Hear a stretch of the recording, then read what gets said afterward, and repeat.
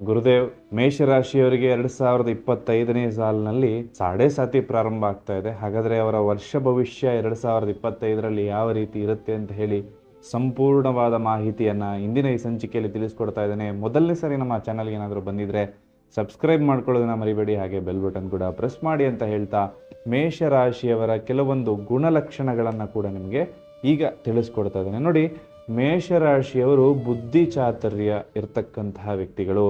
ಅಂದರೆ ತುಂಬ ಬುದ್ಧಿವಂತರಾಗಿರ್ತಾರೆ, ತುಂಬ ಸ್ವಶಕ್ತಿಯಿಂದ ಅಂದರೆ ಸ್ವಂತ ಶಕ್ತಿಯಿಂದ ಮೇಲಕ್ಕೆ ಬಂದವರಾಗಿರ್ತಾರೆ ಈ ಮೇಷರಾಶಿಯವರು. ಹಾಗೆಯೇ ನೇರವಾಗಿ ಮುನ್ನಡೆತಾರೆ, ಏನೇ ಇದ್ರೂ ಕೂಡ ನೇರವಾಗಿ ಮಾತಾಡ್ತಾರೆ, ನೇರವಾಗಿ ಹೋಗ್ತಾರೆ, ನೇರವಾಗಿ ಮಾತಾಡ್ತಾರೆ. ಏನಿದ್ರು ನೇರ ಸೀದಾ ಸಾದಾ ಹೋಗಿ ಮಾಡ್ತಕ್ಕಂಥ ರಾಶಿ ಅಂದರೆ ಅದು ಮೇಷರಾಶಿ, ಮೊದಲನೇ ರಾಶಿ ಮೇಷರಾಶಿ. ಹಾಗೆ ನೀತಿ ನಿಯಮಗಳನ್ನು ಹೊಂದಿರತಕ್ಕಂಥ ರಾಶಿ ಅಂದರೆ ಅದು ಕೂಡ ಈ ಮೇಷರಾಶಿಯವರೇ. ಅವರು ಈ ರೂಲ್ಸ್ ಆ್ಯಂಡ್ ರೆಗ್ಯುಲೇಷನ್ಸನ್ನು ತುಂಬ ಕರೆಕ್ಟಾಗಿ ಫಾಲೋ ಮಾಡ್ತಾರೆ. ಅದನ್ನು ಪಟ್ಟು ಹಿಡಿದು ಯಾವುದೇ ಕೆಲಸ ಇದ್ರೂ ಕೂಡ, ಈಗ ಒಂದು ಕೆಲಸ ಇದ್ದು ಇಷ್ಟು ದಿನದೊಳಗೆ ಇಷ್ಟು ಗಂಟೆಯೊಳಗೆ ಕಂಪ್ಲೀಟ್ ಆಗಬೇಕು ಅಂತ ಇದ್ದರೆ ಪಟ್ಟು ಹಿಡಿದು ನಾನು ಕೆಲಸ ಮಾಡ್ತಾ ಇದ್ದೀನಿ, ಈ ಕೆಲಸ ಮುಗಿಬೇಕು, ಆ ರೀತಿಯಾಗಿ ಪಟ್ಟು ಹಿಡಿದು ಕೆಲಸ ಮಾಡ್ತಕ್ಕಂತಹ ಒಂದು ರಾಶಿ ಎಂದೇ ಈ ಒಂದು ಮೇಷರಾಶಿಯವರು. ಹಾಗೆ ಹಿಂದೂ ಮುಂದೆ ಯೋಚನೆ ಮಾಡದೆ ಒಂದು ನಿರ್ಧಾರವನ್ನು ತೆಗೆದುಕೊಳ್ತಕ್ಕಂಥ ರಾಶಿ ಅಂದರೆ ಅದು ಮೇಷರಾಶಿನೇ. ಈ ಒಂದು ಹಿಂದೂ ಮುಂದೆ ನೋಡದೆ ನಿರ್ಧಾರ ತೆಗೆದುಕೊಳ್ತಕ್ಕಂಥದ್ದು ಎರಡು ರೀತಿ. ಒಂದು, ತುಂಬ ಲೇಟಾಗಿ ಡಿಸಿಷನ್ ತಗೊಂಡು ಆಮೇಲೆ ಟ್ರೈನ್ ಹೋದ ಮೇಲೆ ಟಿಕೆಟ್ ತಗೊಳ್ಳೋದು, ಆ ಥರ ಪ್ರವೃತ್ತಿ ಕೂಡ ಈ ಮೇಷರಾಶಿಯವ್ರದ್ದಲ್ಲ. ಆದರೆ ಮೇಷರಾಶಿಯವರು ದುಡುಕಿ ಒಂದು ನಿರ್ಧಾರವನ್ನು ಕೂಡ ತೆಗೆದುಕೊಳ್ಳುವಂಥ ಸಾಧ್ಯತೆ ಇದೆ. ಹಿಂದೆ ಮುಂದೆ ಯೋಚನೆ ಮಾಡಿ ನಂತರದಲ್ಲಿ ಒಂದು ನಿರ್ಧಾರವನ್ನು ತೆಗೆದುಕೊಳ್ತಕ್ಕಂಥ ಪ್ರವೃತ್ತಿಯನ್ನು ನೀವು ರೂಢಿಸ್ಕೊಳ್ಬೇಕಾಗ್ತದೆ. ಹಾಗೆಯೇ ಒಂದು ಅತಿಯಾದ ಊಹಾಶಕ್ತಿ ಅಂದರೆ ಸಿಕ್ಸ್ತ್ ಸೆನ್ಸ್ ಜಾಸ್ತಿ ಈ ಮೇಷರಾಶಿಯವರಿಗೆ ವರ್ಕ್ ಆಗ್ತಾ ಇರ್ತದೆ. ಒಂದು ಊಹೆಯಲ್ಲಿ ಚೆನ್ನಾಗಿ ಅಲ್ಲೇನಾಗಿರ್ಬೋದು, ಅಲ್ಲೇನು ನಡೆದಿರ್ಬೋದು, ಯಾರು ಏನು ಮಾತಾಡಿರ್ಬೋದು ಅಂತ ಹೇಳಿ ತುಂಬ ಚೆನ್ನಾಗಿ ಅದನ್ನು ಅರ್ಥೈಸ್ಕೊಂಡು ಊಹೆ ಮಾಡಿ ಹೇಳ್ತಕ್ಕಂಥ ರಾಶಿ ಅಂದರೆ ಅದು ಈ ಮೇಷರಾಶಿಯವರೇ ಸರಿ.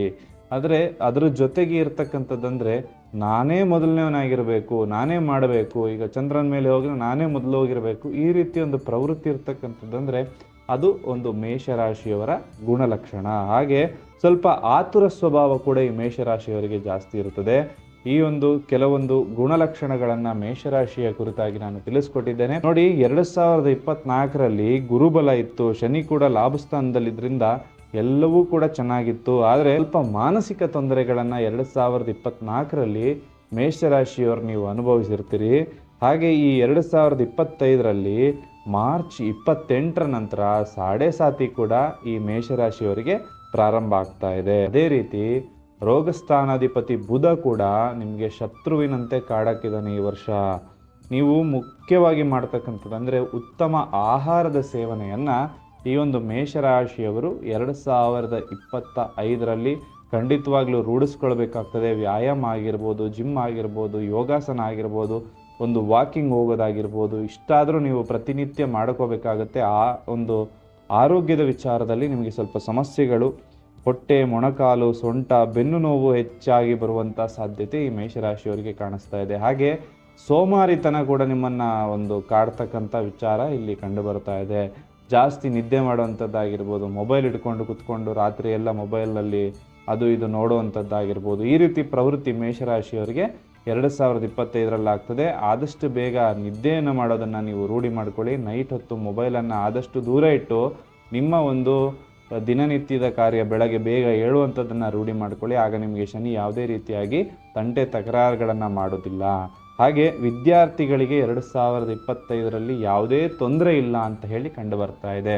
ಅಂದರೆ ಅವರ ದಿನನಿತ್ಯದ ವಿದ್ಯಾಭ್ಯಾಸ ಸುಸೂತ್ರವಾಗಿ ನಡೆದುಕೊಂಡು ಹೋಗ್ತದೆ, ಸುಸೂತ್ರವಾಗಿ ದಡವನ್ನು ಸೇರ್ತಕ್ಕಂಥ ವಿಚಾರ ಇಲ್ಲಿ ಒಂದು ಮೇಷರಾಶಿಯವರಿಗೆ ಕಂಡು ಬರ್ತಾ ಇದೆ. ಹಾಗೆ ವಿದೇಶಕ್ಕೆ ಹೋಗಬೇಕು ಅಂತ ಯಾರ್ಯಾರು ಅಂದ್ಕೊಂಡಿದ್ರಿ, ಉದ್ಯೋಗವನ್ನು ಪಡ್ಕೋಬೇಕು ಅಥವಾ ಒಂದು ಟ್ರಿಪ್ಗಾದರೂ ಹೋಗಬೇಕು ಅಂತ ಅಂದ್ಕೊಂಡಿರೋರಿಗೆ ಈ ಒಂದು 2025 ತುಂಬ ಚೆನ್ನಾಗಿದೆ ಅಂತಲೇ ಹೇಳ್ಬೋದು. ಹಣಕಾಸಿನ ವಿಚಾರದಲ್ಲಿ ಸ್ವಲ್ಪ ಮಿಶ್ರ ಫಲಿತಾಂಶ ಅಂತ ಹೇಳ್ಬೋದು. ಹಾಗೆ ವ್ಯಾಪಾರದಲ್ಲೂ ಕೂಡ ಮಿಶ್ರ ಫಲಿತಾಂಶ. ಒಂದು ತಿಂಗಳು ಚೆನ್ನಾಗಾದರೆ ಇನ್ನೊಂದು ತಿಂಗಳು ಚೆನ್ನಾಗಿ ಆಗದೆ ಇರ್ಬೋದು. ಒಂದಷ್ಟು ಮಿಶ್ರ ಫಲಿತಾಂಶ ಈ ವರ್ಷ ಮೇಷರಾಶಿಯವರು ನೋಡ್ತಾರೆ. ಆದರೆ ಅವರ ಕಮಿಟ್ಮೆಂಟ್ ಏನಿರುತ್ತೆ, ತಿಂಗಳದೊಂದಿಷ್ಟು 1000 ರೂಪಾಯಿ ನಾನು ಮನೆಗೆ ಕೊಡಬೇಕು, ಇಷ್ಟೊಂದು ದಿನಸಿ ತರಬೇಕು ಅಂತ ಏನಿದೆ, ಅದು ಸುಸೂತ್ರವಾಗಿ ಒಂದು EMI ಕಟ್ಟಬೇಕು ಅಂತ ಅದೆಲ್ಲ ಸುಸೂತ್ರವಾಗಿ ನಡ್ಕೊಂಡು ಹೋಗ್ತದೆ. ಆದರೆ ಯಾವುದೇ ಒಂದು ಎಕ್ಸ್ಟ್ರಾ ನೀವೇನು ಮಾಡಬೇಕು ಅಂದ್ಕೊಂಡ್ರೆ ಬಹಳ ಕಷ್ಟ ಆಗುತ್ತೆ. ಹಾಗೆ ಶತ್ರುಗಳು ನಿಮಗೆ ತೊಂದರೆ ಕೊಡ್ತಕ್ಕಂಥ ಪ್ರವೃತ್ತಿ ಈ ಮೇಷರಾಶಿಯವರಿಗೆ 2025ನೇ ಸಾಲಿನಲ್ಲಿ ಬಹಳ ಕಾಣಿಸ್ತಾ ಇದೆ. ಶತ್ರುಗಳಿಂದ ಸ್ವಲ್ಪ ಹಿತಶತ್ರುಗಳಿಂದ ಸ್ವಲ್ಪ ಎಚ್ಚರಿಕೆಯನ್ನು ನೀವು ಇಟ್ಕೋಬೇಕಾಗ್ತದೆ. ಗಂಡ ಹೆಂಡತಿ ನಡುವೆ ಸ್ವಲ್ಪ ನೆಮ್ಮದಿ ಅಂತಕ್ಕಂಥದ್ದು ದೂರ ಆಗೋ ಚಾನ್ಸಸ್ ಇದೆ. ನೀವು ಹೇಳತಕ್ಕಂಥ ವಿಚಾರ ಅವ್ರಿಗೆ ಇಷ್ಟ ಆಗದೆ ಇರ್ಬೋದು, ಅವರೇ ಹೇಳ್ತಕ್ಕಂಥ ವಿಚಾರ ನಿಮಗಿಷ್ಟ ಆಗದೆ ಇರ್ಬೋದು. ಇಬ್ಬರ ನಡುವೆ ಒಂದು ಬಾಂಧವ್ಯ ಅಂತಕ್ಕಂಥದ್ದು ಬಹಳ ಕಷ್ಟ ತೋರಿಸ್ತಾ ಇದೆ. ಹಾಗೆ ಮಾರ್ಚ್ 28 ನಂತರ ನಾನಾ ರೀತಿಯ ಚಿಂತೆ ಕಾಣಿಸ್ತಾ ಇದೆ ಮೇಷರಾಶಿಯವರಿಗಿಲ್ಲಿ. ಮೇಷರಾಶಿಯವರು ಈ ಒಂದು ಸಾಡೆ ಸಾತಿ ಪ್ರಾರಂಭ ಆಗ್ತಾ ಇರ್ತಕ್ಕಂಥ ಸಮಯದಲ್ಲಿ ಶನಿ ನಿಮಗೆ ಅಂಥ ಒಳ್ಳೆ ಸ್ಥಾನದಲ್ಲಿ ಇಲ್ಲ. ಯಾಕಂದರೆ ಮೀನರಾಶಿಯಲ್ಲಿ ಇರ್ತಾನೆ, 12ನೇ ಮನೇಲಿ ಇರ್ತಾನೆ ಶನಿ. ಹಾಗಾಗಿ ಅದು ನಿಮಗೆ ಅಷ್ಟು ಒಳ್ಳೆ ಇರ್ತಕ್ಕಂಥ ಒಂದು ಎಫೆಕ್ಟನ್ನು ಖಂಡಿತವಾಗ್ಲೂ ಕೊಡೋದಿಲ್ಲ. ಖಂಡಿತವಾಗ್ಲೂ ಸಮಸ್ಯೆನ ನಿಮಗೆ ಇಲ್ಲಿ ಶನಿ ಕೊಡ್ತಾನೆ. ಹಾಗೆ ಈ hotel, IT company, import export business ಮಾಡ್ತಕ್ಕಂಥವ್ರು ಸ್ವಲ್ಪ ಎಚ್ಚರಿಕೆಯಿಂದ ಪ್ರತಿಯೊಂದು ಹೆಜ್ಜೆಯನ್ನು ಕೂಡ ನೋಡ್ಕೊಂಡು ಇಡಬೇಕಾಗ್ತದೆ. ಉದ್ಯೋಗ ವ್ಯಾಪಾರದಲ್ಲಿ ಸಮಸ್ಯೆ ಆಗುತ್ತೆ. ಅಂದರೆ ಮಾರ್ಚ್ 28 ನಂತರ ನೀವು ಉದ್ಯೋಗವನ್ನು ಪಡಿಬೇಕು, ಉದ್ಯೋಗ ಚೇಂಜ್ ಮಾಡಬೇಕು ಅಂದ್ಕೊಂಡ್ರೆ ಖಂಡಿತವಾಗ್ಲೂ ಸಾಧ್ಯ ಆಗೋದಿಲ್ಲ. ಮಾರ್ಚ್ 28 ಮೊದಲೇ ನೀವು ಒಂದು ಕೆಲಸ ಕಾರ್ಯಗಳನ್ನು ಬದಲಾವಣೆ ಮಾಡದಿದ್ದರೆ ಮಾಡ್ಕೊಳ್ಳಿ. ಆನಂತರ ನೀವು ಕೆಲಸ ಬಿಟ್ಟು ಬೇರೆ ಕಂಪ್ನಿಗೆ ಹೋಗ್ತೀನಿ ಅಂದರೆ ಖಂಡಿತವಾಗ್ಲೂ ನಿಮಗೆ ಕೆಲಸ ಸಿಗೋ ರೀತಿ ಕಾಣಿಸ್ತಾ ಇಲ್ಲ. ಹಾಗಾದರೆ ಈ ಮೇಷರಾಶಿಯವರಿಗೆ ಪರಿಹಾರಗಳೇನು ಅಂತ, ನೀವು ನಿಮ್ಮ ಜೀವನದಲ್ಲಿ ಯಾವುದಾದ್ರೂ ವೈಯಕ್ತಿಕ ಸಮಸ್ಯೆಯನ್ನು ಅನುಭವಿಸ್ತಾ ಇದ್ದರೆ, ಉದ್ಯೋಗ, ವ್ಯಾಪಾರ, ಮದುವೆ ಸಮಸ್ಯೆ, ಸಂತಾನ, ಗಂಡ ಹೆಂಡತಿ ಸಮಸ್ಯೆಗಳಾಗಿರ್ಬೋದು, ಯಾವುದೇ ಸಮಸ್ಯೆ ಇದ್ದರೂ ನಿಮ್ಮ ಜಾತಕವನ್ನು ತಗೊಂಬನ್ನಿ. ಜಾತಕ ಇಲ್ಲದಿದ್ದರೂ ಪ್ರಶ್ನಾಶಾಸ್ತ್ರದ ಮುಖಾಂತರದಲ್ಲಿ ನಿಮ್ಮ ಎಲ್ಲ ಸಮಸ್ಯೆಗಳಿಗೂ ಕೂಡ ಯಾತಕ್ಕೋಸ್ಕರ ಈ ಸಮಸ್ಯೆಗಳು ಬರ್ತಾ ಇದೆ ಅಂತ ಕೂಡ ನಾವು ತಿಳಿಸ್ಕೊಡ್ತಕ್ಕಂಥ ಪ್ರಯತ್ನ ಮಾಡ್ತೇವೆ. ಹಾಗೆ ಅದನ್ನು ಪರಿಹಾರ ಕೂಡ ಮಾಡ್ತೇವೆ. ನೇರ ಭೇಟಿಗೂ ಕೂಡ ಇಲ್ಲಿ ಅವಕಾಶ ಇದೆ.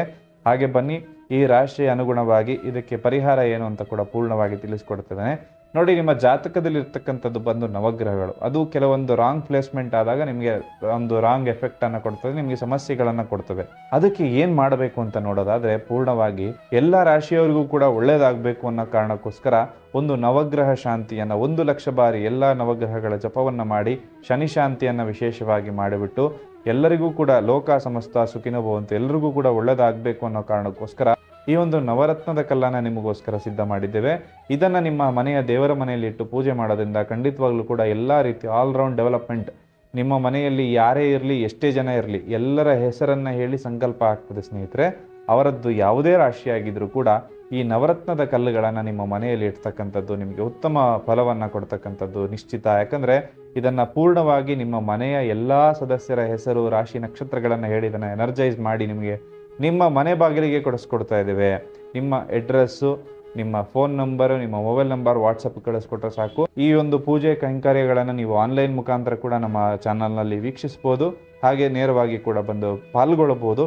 ಹಾಗೆ ಈ ಒಂದು ನವರತ್ನ ಕಲ್ಲು ಹಾಗೂ ಎನರ್ಜೈಸ್ಡ್ ಕಿಟ್ ಏನು ಕೊಡ್ತಾ ಇದ್ದೀವಿ, ಇದರಲ್ಲಿ ಒಂದು ತಾಯ್ತ ಹಾಗೆ ದೇವರಿಗೆ ಒಂದು ಅರ್ಚನೆ ಮಾಡಿರ್ತಕ್ಕಂಥ ಕುಂಕುಮ ಹಾಗೂ ಪ್ರಸಾದವನ್ನು ಕೂಡ ಕಳಿಸ್ಕೊಡ್ತಾ ಇದ್ದೇವೆ. ಇದರ ಒಟ್ಟು ಮೊತ್ತ 2500 ರೂಪಾಯಿ ಆಗುತ್ತೆ. ಆದರೆ ನಮ್ಮ ವೀಕ್ಷಕರಿಗೋಸ್ಕರ ಕೇವಲ 1251 ರೂಪಾಯಿಗೆ ಇದನ್ನು ಕೊಡ್ತಕ್ಕಂಥ ಪ್ರಯತ್ನವನ್ನು ಮಾಡ್ತಾ ಇದ್ದೇವೆ.